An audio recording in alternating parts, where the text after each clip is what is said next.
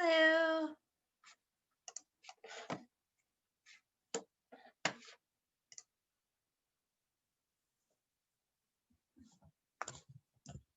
Hello. Good evening. Good evening. Good evening. Okay, so today we're looking at transformative learning. Oops. And transformative learning is, I would say it's one of those, a lot of times it can be used for any ages, but it's especially relevant for adult learners. Just because a lot of times they're able to kind of have these moments, very much so, where they have these, where you have kind of a transformation in the way that you think about things. Okay, so let's look at the objective for today. Participants will be able to explain how to use transformative learning in the classroom and evaluate it as a learning theory. So some community guidelines. We are happy you are here. And if you are late or have technical issues, that's okay. And please just join in the conversation as you are able to. Mute yourself when you are not talking, but please remember to unmute yourself when you do want to talk. We want to be able to hear everyone. Please complete the pre-session interactive slides and the post-session feedback form. This will help us revise and develop course content. If you have questions or technical issues during the session, please send a message in the chat box indicating so or email us at info@hettgroup.com. Oh, I always have to remember to update this. Sorry, that's from the Burmese one. So my name is Lisa Vance, and I have done some research. I've taught research writing, teacher training, English to a lot of different ages and levels and types of English. I've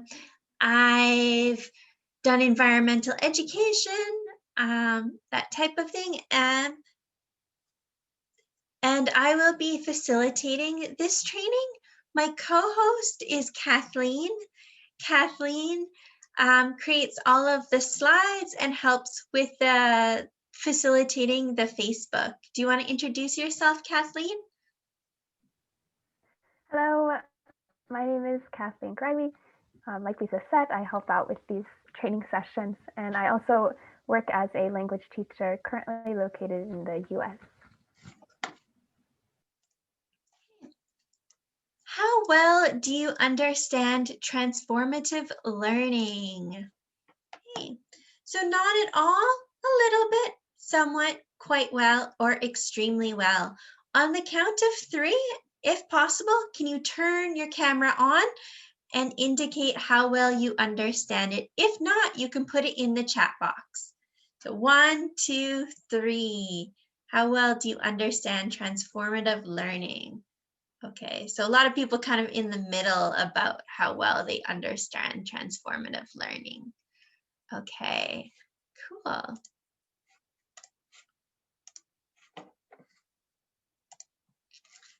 Okay, so I'm just gonna give you maybe 1 minute in the chat box. Can you list as many synonyms as you can think of for the word transform? So I'll give you 1 minute to do that. And I'll read them. Alter, change, good. What else? Change, yeah. What else? What other synonyms are there for transform? Reshape, yeah, definitely.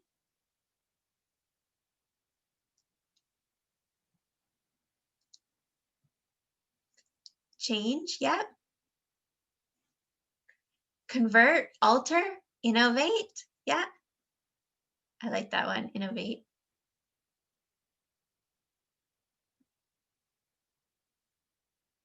Anyone else? Renovate, create new? Yeah.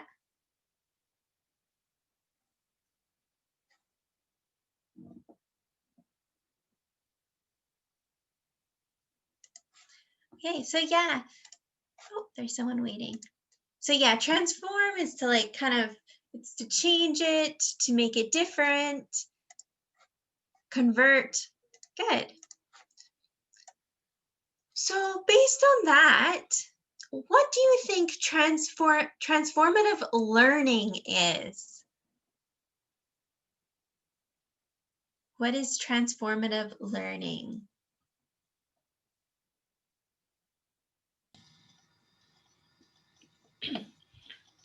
It's one kind of changing learning style. It's not quite a learning style, but kind of. It is a learning theory, or it falls under being a learning theory.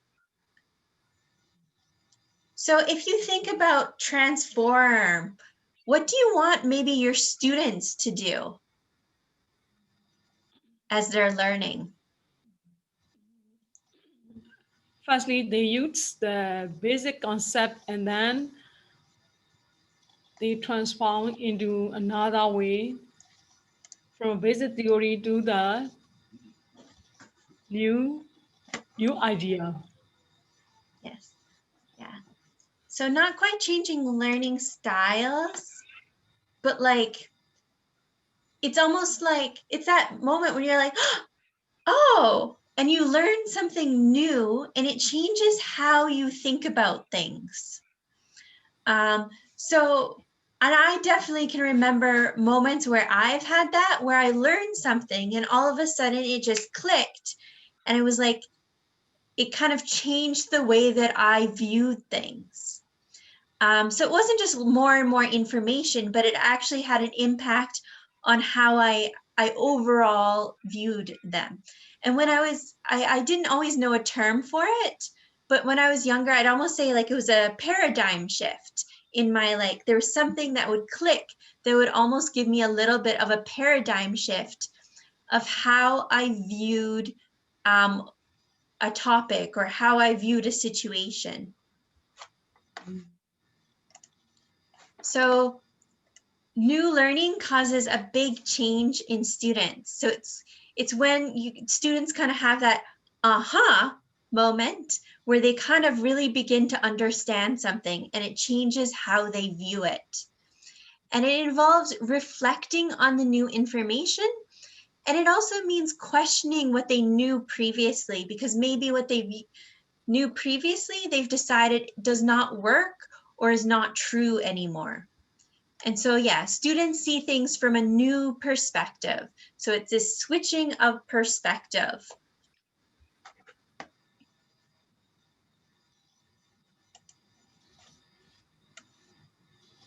And maybe just to give an example of transformative learning for me was when I first took a teaching class and I had no idea how you were supposed to teach, but all of a sudden I realized that there's all these, I always thought a teacher should just like talk.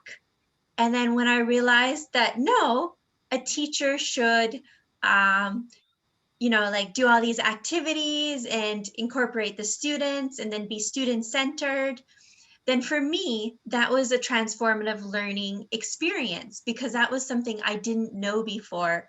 And it very much caused me to rethink a lot of things about education. Okay. Who came up with the theory of transformative learning? Does anyone know? No. Yeah. So Jack Mazzaro, and it's, if you want to find more information, you can search about him. So this is quite a large theory and quite an important theory. So we're going to look at 7 steps of transformative learning. A lot of times he talks about 10 steps, but we've decided to just focus on the 7 main kind of original steps, just to keep it a little bit simpler for everyone and their today. Okay. So the steps are a disorientating dilemma. Does just because I know English isn't people's first language, what does disorientating mean?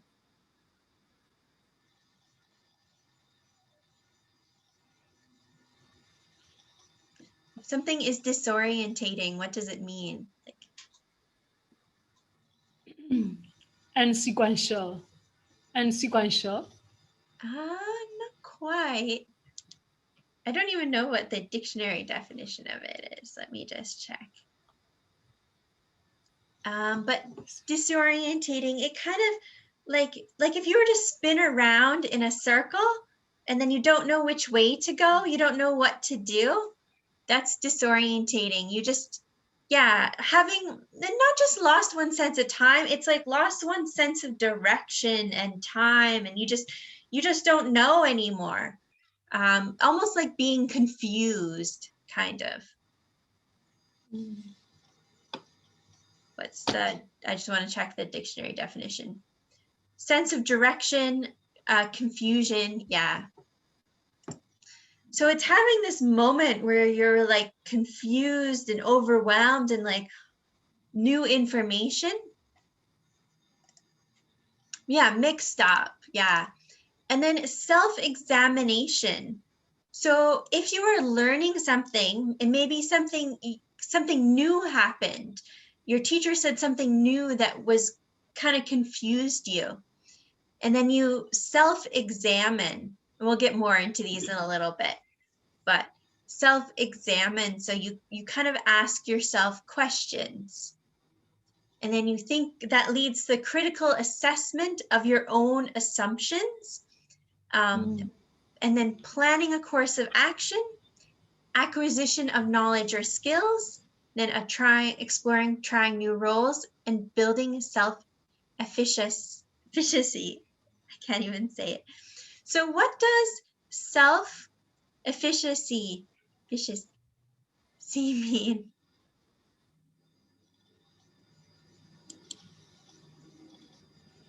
The word at the bottom, what does this one mean?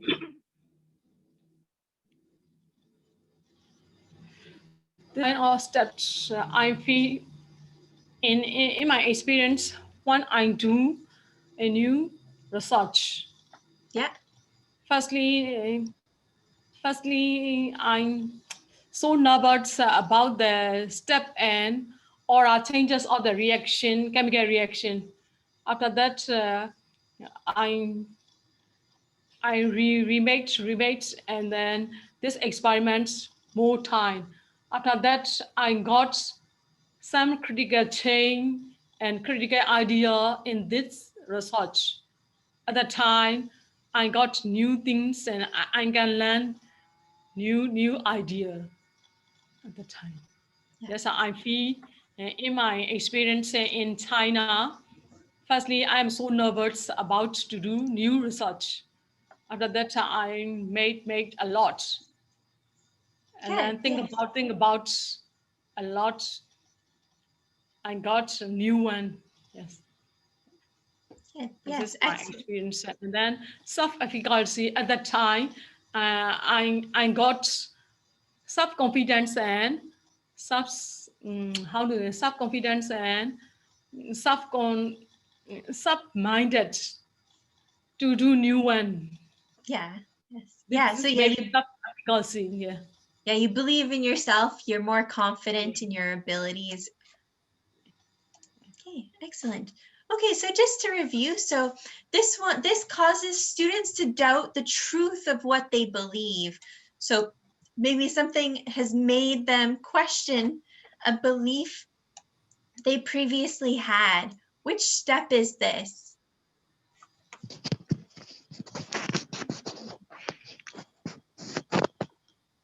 Disorienting dilemma. Yes, definitely. So disorientating dilemma. And students think about their beliefs. Students realize other people may have different perspectives or beliefs than them. Which one is this?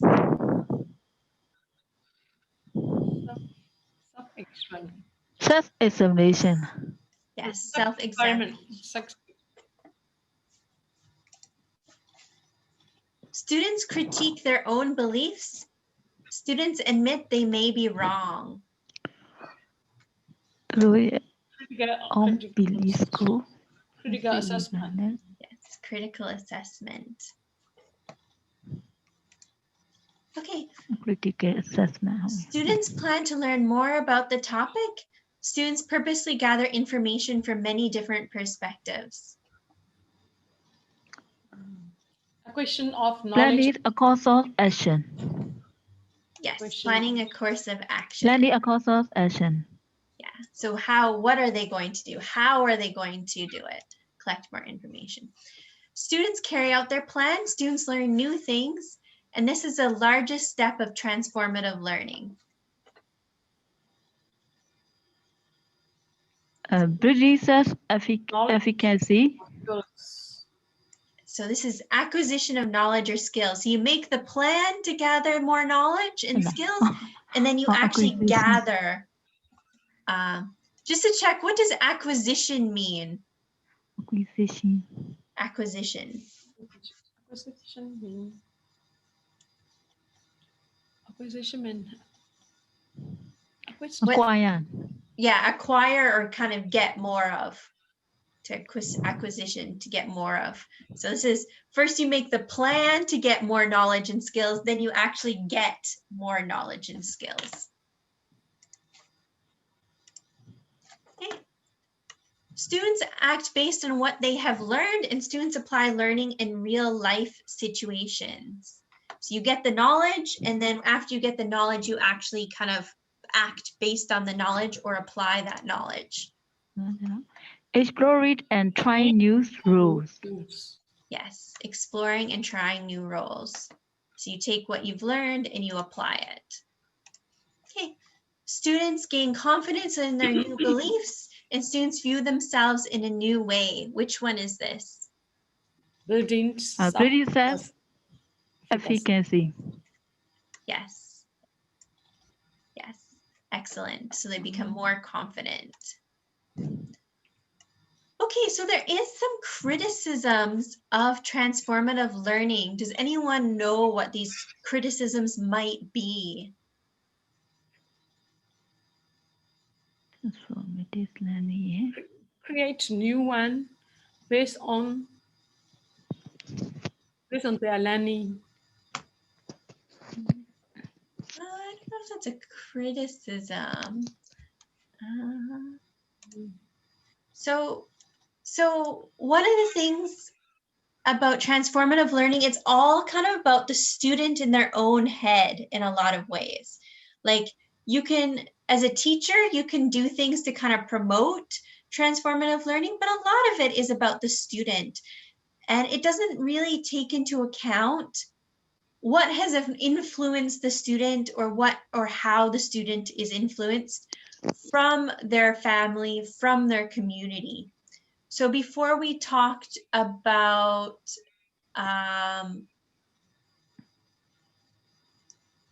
before we kind of talked about how family and community can influence you. And this doesn't really touch upon that at all. It's just kind of about the student and kind of how they have a transformative experience. In reality, obviously these transformative experiences can be influenced by family and community and social factors. But at this level, it just doesn't talk about that. Or you might be in a group and maybe all together you have these moments of transformative learning. So activity 1, we're going to do it as a whole group, just to try and break it down and simplify this. So we're going to look at a case study of transformative learning.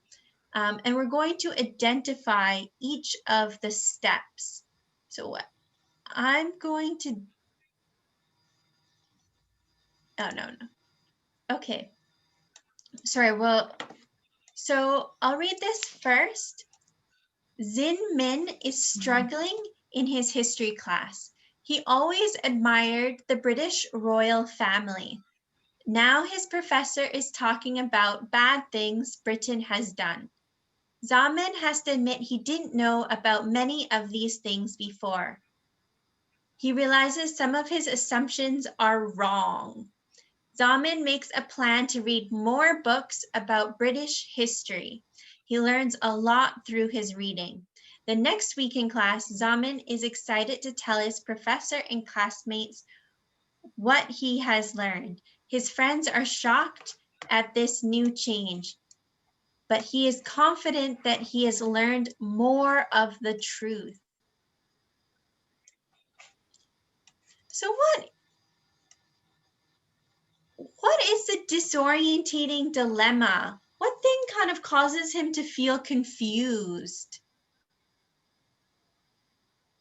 Or like he doesn't quite know what direction? Sami is struggling in his History. class. Struggling, History class. struggling in his history.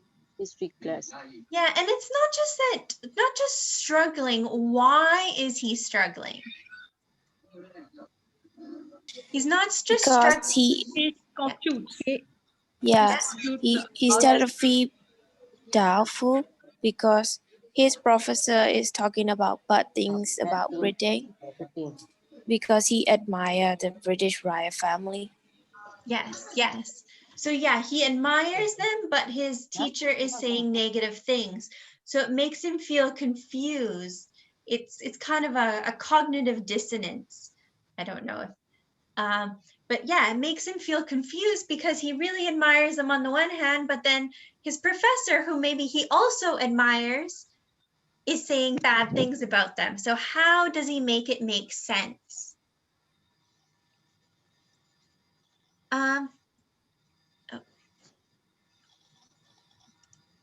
Oops, sorry, I can't read it.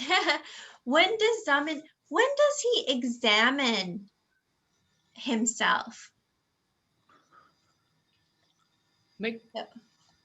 Makes a plan to read more books. So when does he kind of think about his own knowledge though? When Sami admits he didn't know about many of these things before. Yes, yeah. So he kind of is realizing, he's like, oh, well, I didn't know this before. This is information I didn't know. So I didn't think about this. So he's kind of thinking in his own brain about what new knowledge he's learning. And when does Zaman critique his assumption? So before he made the assumption that maybe the British royal family was all good. And now he's like, oh, well, maybe that's not true. So where does he say he critiques his assumptions? He realized some of his assumptions are wrong. Yeah. So maybe he assumed this, but with more information, he's beginning to realize maybe that's not true. Okay. When does Zaman plan a course of action? To read more books about British history. Good. Yeah, he makes a plan. He make a plans to read more books. Yeah, so he's making a About plan. British He's like, history. yes, definitely good. So he's like, oh, I don't know this information. I want to learn more about this other perspective, this other opinion. And how can I do that? So he makes a plan to read more about it so that he can see both perspectives.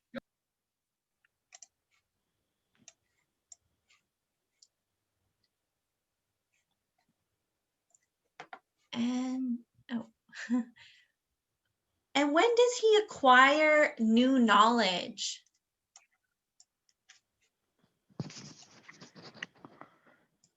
He learns a lot through his reading. Yeah, so he learns he learns a lot of new information through his readings. And when does he try on a new role? To dull his professor and classmate what he has learned.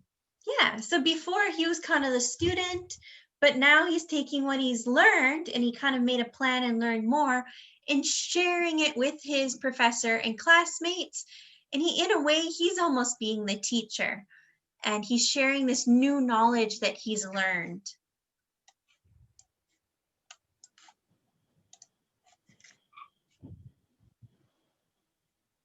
And sorry, when does he build self-efficiency? Zomi is confident that he has more learned of more the of truth. that too. Yes, definitely. So yeah, like at the beginning, he only admired them, but then he realized that there was different opinions. And by the end, by reading more information, he's kind of figured out why he might admire them, but maybe why they're bad. Or, you know, like maybe it's both at the same time. So he feels like through this process, he's reached kind of a better like truth. What he's learned more and has a better view of the situation, a more realistic or real view of the situation compared to before. Okay. So individually, you will complete sentences to practice applying the steps of transformative learning in your classroom. So as a teacher, how can you promote your students to have these moments where they kind of transform how they think about a situation? And you can use Pear Deck to record it. I'll just kind of do an example. So let's say I do teacher training. In my classes, students fundamentally change the way that they, let's see if I can move this up, maybe think about teaching techniques.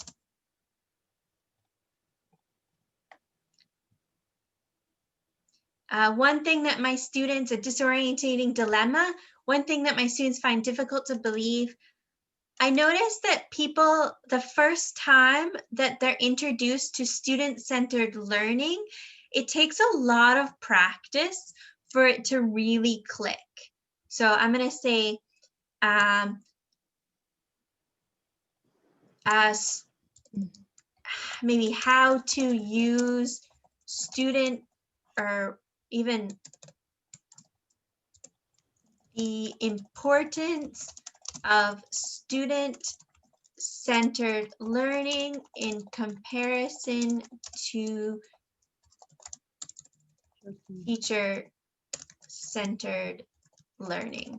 So it's kind of that moment of like, a lot of people hadn't really heard, at least for me, especially too, the first time I kind of figured out about student-centered learning, it really got me thinking about things. Okay. I can help my students reflect on their beliefs by maybe if it's student-centered or teacher-centered, like by thinking about what types of activities they enjoy or don't enjoy. So, or what do they enjoy? Where do they feel like they're learning more? And a lot of times that's more likely to be student-centered activities.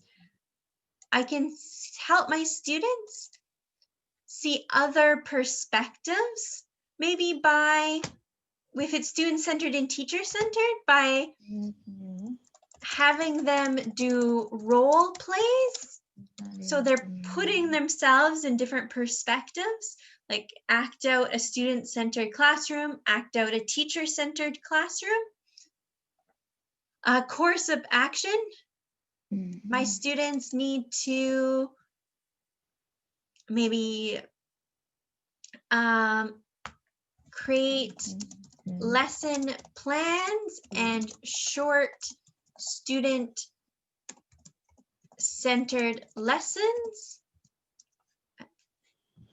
It doesn't quite fit there, but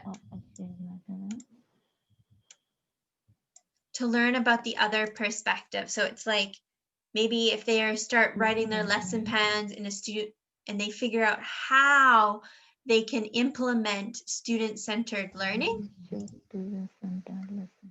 Oh, this one I didn't really. So I know my students' beliefs around teacher-centered and student-centered learning have changed when they can create and deliver student-centered classes.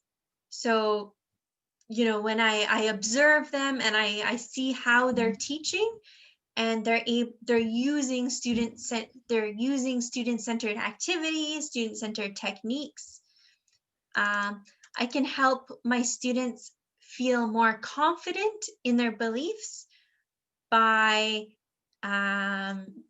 maybe by praising them and, you know, like, yeah, probably praising them and acknowledging what they learned. So yeah, how can you help your students have these moments?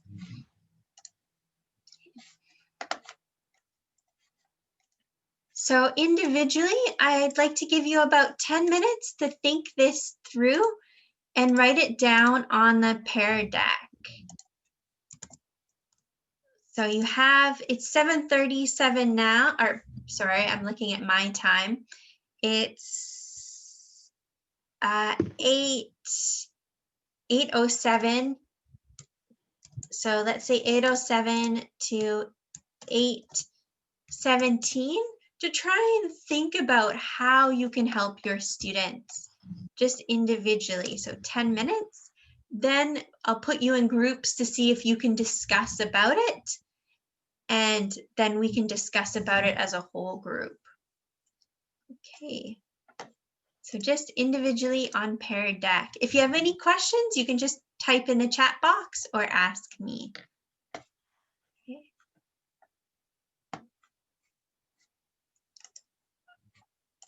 Okay, Kathleen, do you want to turn on the music?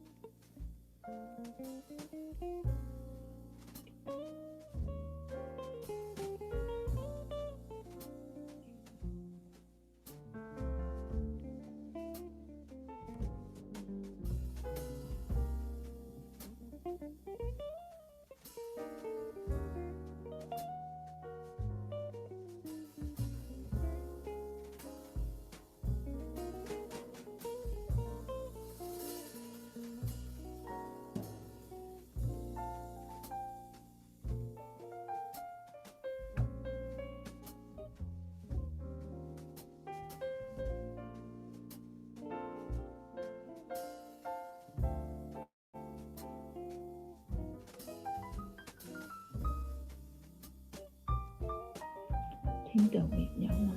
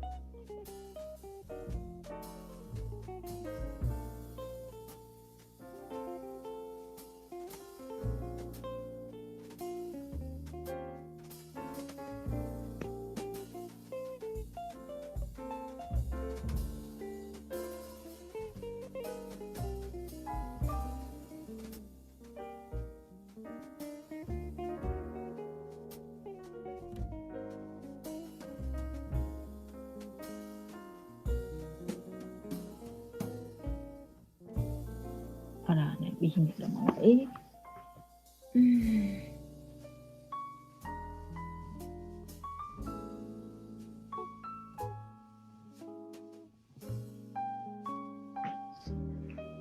亏。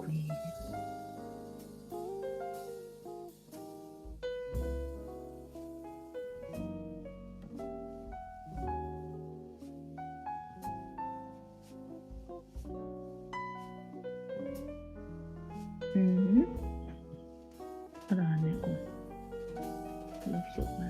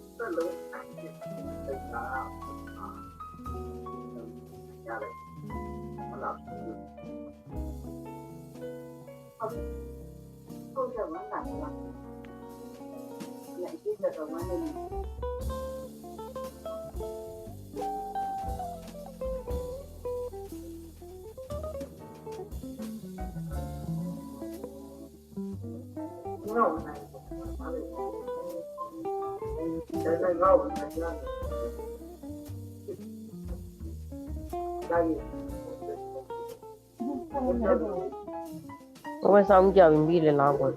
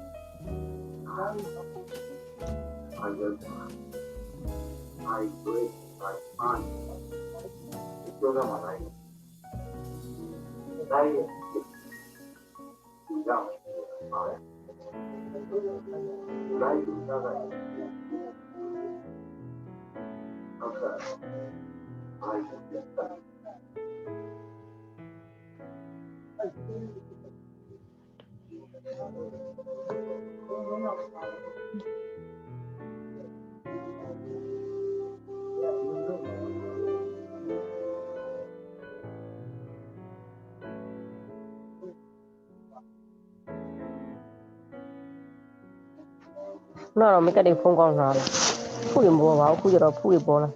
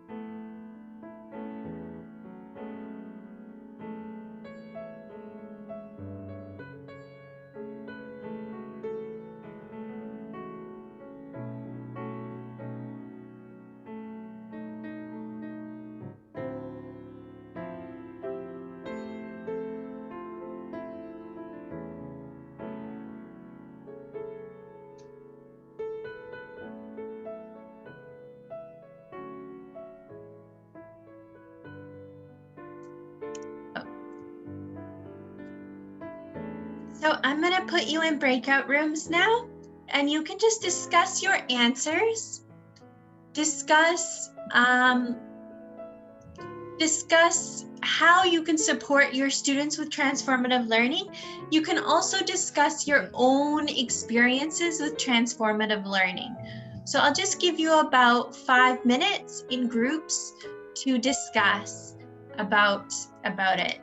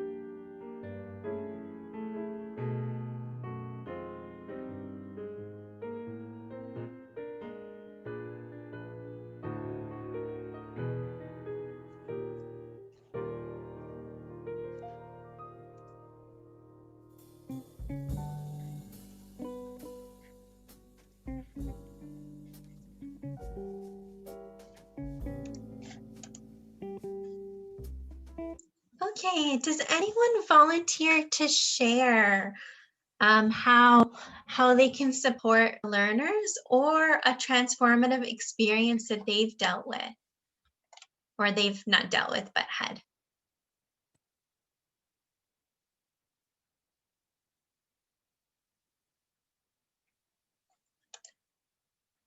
Well, what do you think about transformative learning? Do you agree with the theory of transformative learning? Why or why not? I agree with, and is one kind of brainstorm process of higher order thinking, learning. Yes, yeah, definitely. Anyone else?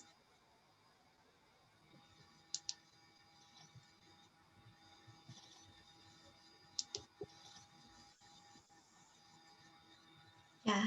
So I kind of agree, like this is just my opinion, in that it is useful, but it is only an example of one kind of, like, one situation of learning.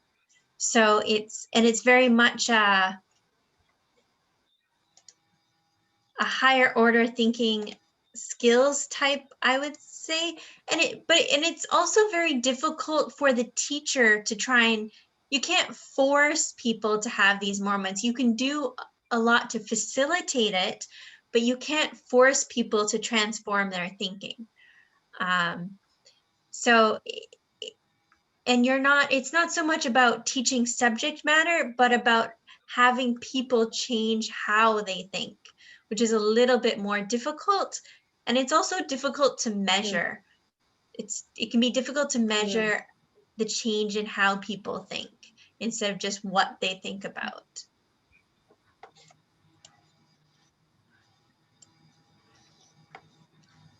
Okay. So how well do you understand transformative learning? Not at all, a little bit, somewhat, quite well, or extremely well? On the count of 3 or in the chat box. 1, 2, 3.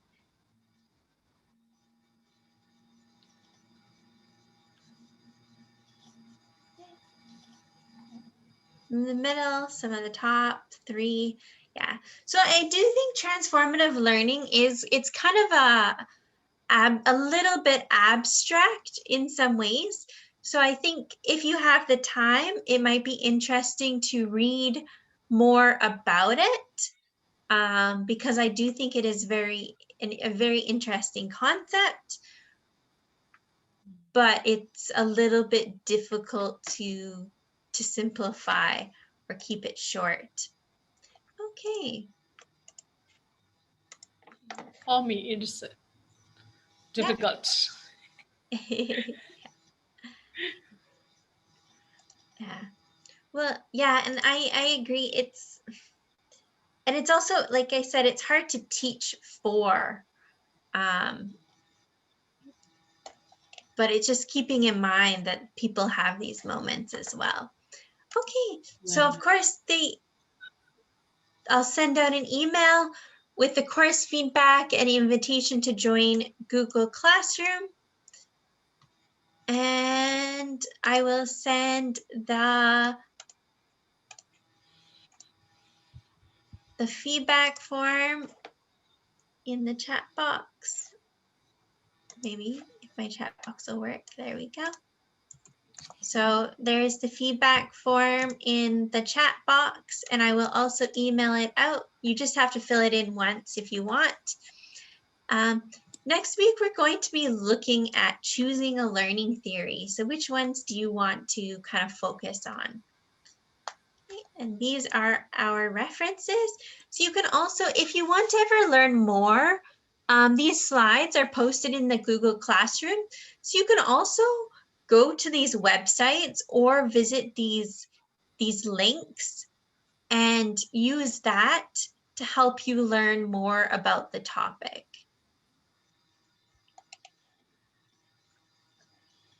Thank Okay. you. Does anyone have any questions?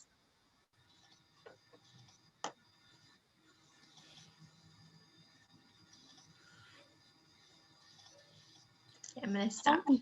Yeah. How we can change our teaching methodology to be a transformative one? Well, I don't know. Transformative learning, you don't really change your teaching method in the way that you teach, but you just get people, I think it's more just facilitating the promotion of transformative learning. So your students will have to kind of have those moments by themselves. So those disorientating moments are going to be different for everyone. But then what you can do is you can kind of, by asking critical thinking questions, by asking kind of open-ended questions, then you can kind of get the student thinking about it and questioning it themselves when they have those disorientating dilemmas. And then also, let me just look at the activity quickly.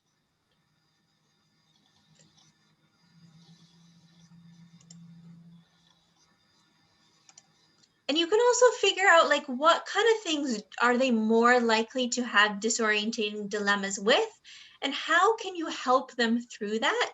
How can you help them reflect by asking questions or by seeing other perspectives? So maybe you can use group work, or you could use case studies, depending what you're doing, to have them think about things from different perspectives. And also maybe have them make plans of how they will learn more information. So have them write down or make some kind of plan for how they will move forward in a certain situation. And then Thank also, you. yeah. So it's pretty much, it's like, it's not so much how you teach, it's just trying to make it open so that they're more likely to have these moments. But it's a lot of time.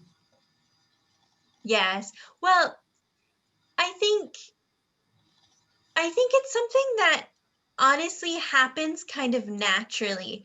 Like, at least in my experience, like I have those moments where I have a disorientating dilemma, where I feel confused. What I knew before doesn't match new information, and so I have to make it match. So that's already, I think that already naturally happens for a lot of people. And so it's just trying as a teacher to be there to kind of support it and to try and make sure that people can kind of move to the next steps and figure it out and become more confident once they have those moments where they feel confused. And I don't think that takes that much time. It just takes more awareness that your students might be going through those moments, that they might be confused in certain situations and they might need your support a little bit with thinking about it. My opinion, our education system, it may be difficult for us to change a lot of things. Yeah, definitely. Because our students, they already learned like a students, not teacher center. They have already. Yeah. But we try. Yeah. And to be honest, I mean, this takes a lot of critical thinking skills, but I think this is something that even in a teacher-centered classroom, you might find it, because it might just be around new information. The students might not have the same critical thinking skills to work their way through it, but they still might have those moments where they learn new information and it causes those. But yeah, I understand that it's definitely harder to change it, in in Thank Myanmar. you. Thank you for your suggestion. Any other comments? Thank you. Okay. Okay. Thank you very much. And bye-bye. Bye-bye. Thank you, Lisa. Thank you, Catherine, and all. Thank you.